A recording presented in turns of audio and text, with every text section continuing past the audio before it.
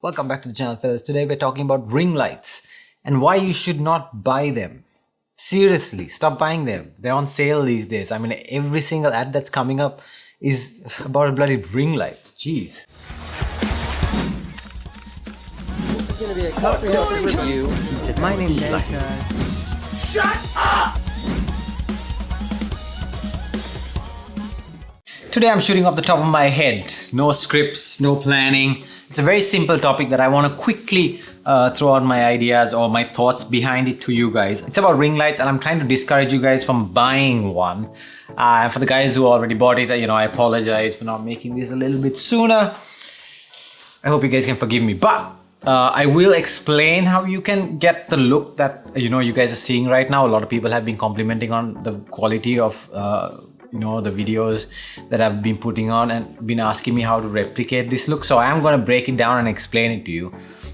So hopefully you will learn something and you can also repurpose the ring light to get this exact look. Before we get into why ring lights are bad, I want to kind of explain what makes a human face look good. If you guys see me in real life, I don't look this good. It's just the lighting setup and this setup that makes this image look a little good. Shit, self-esteem is like not helping me at all. The reason a human face looks attractive is because the human face has depth. What I mean by this is, if you start at the ears, or if you start at your ears and if you start moving your finger forward, you're gonna start realizing that as you come forward, all these features are gonna, pop in one by one. For example, the first thing you're gonna reach is your eyes, and then when you move a little forward, it's gonna be your cheekbones, right? Or cheekbones? I don't know. And then when you move a little forward, there's a mouth and the nose, and the tip of the nose is, right in front. So this depth is what makes us look good to each other, I guess. And that's what you want to try and show. You want to accentuate some of the features like the cheekbones, and you want to hide some of the, maybe if you have double chins and stuff like that, you want to hide all of that. And you want to create the fact that there is depth. Now, when you have a ring light right in front of the lens, so shooting at your face, you're lighting everything up and there's no shadow that's creating that illusion of depth. If you look at all these makeup videos, you're going to see that when they start off, they start, darkening certain areas. I mean, people think that makeup is always just to make you fair and stuff. No, but what they do is they make certain areas of your face dark. I'm not a makeup expert. I just watch other people doing makeup tutorials a lot. I don't know if I should have admitted that. What they do is they make like the back of your face a little dark, and as they move on, they try and hide some of the a bit of your cheek and accentuate your cheekbones. I think these are called cheekbones, but they try to pop it forward to give that illusion of the model look.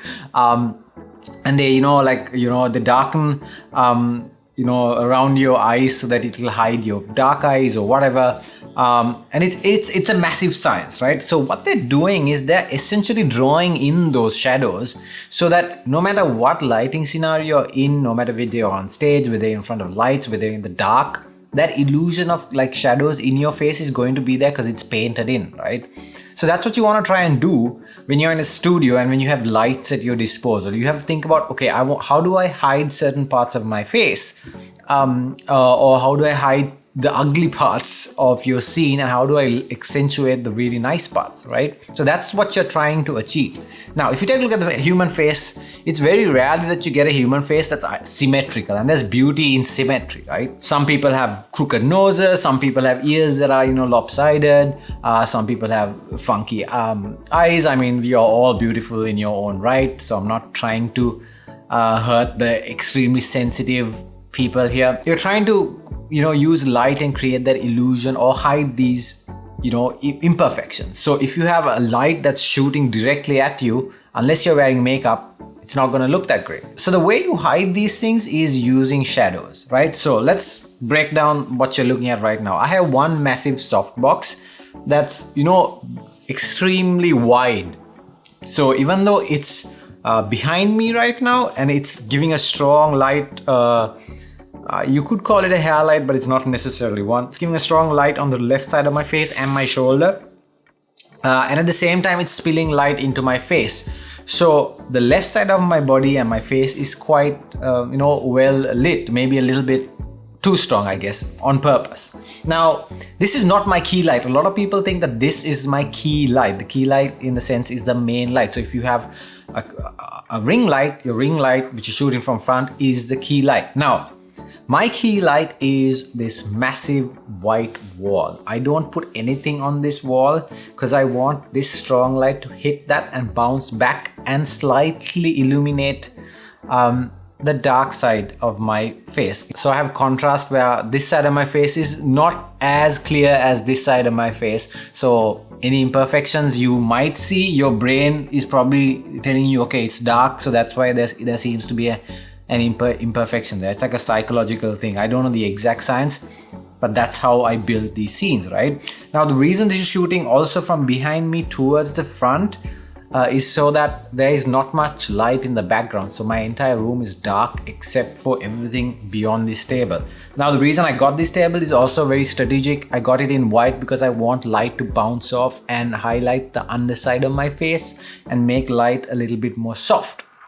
So that's how this is pulled off. And that's what you guys need to do.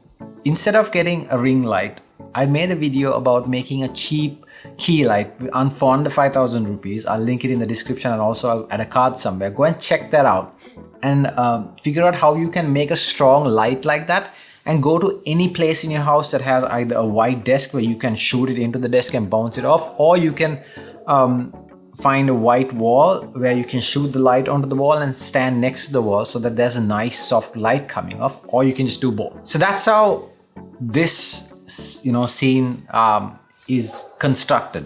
I hope you guys are not going to buy a ring light if you were planning on getting one, and it's a waste of money, especially the cheap ones. They're not even that bright unless you're in a beauty salon or you're doing makeup. Unless you're doing something like that, don't get a ring light. It's not going to help you. You're going to end up being disappointed. And the only nice thing about a ring light is that it puts a halo around your eyeballs, which sometimes looks nice, sometimes doesn't look that great, depending on the situation. Subscribe to the channel. There's a lot more tutorials that you guys will find for photography, videography, and animation. Hit the like on this video, and I'll see you guys in the next one.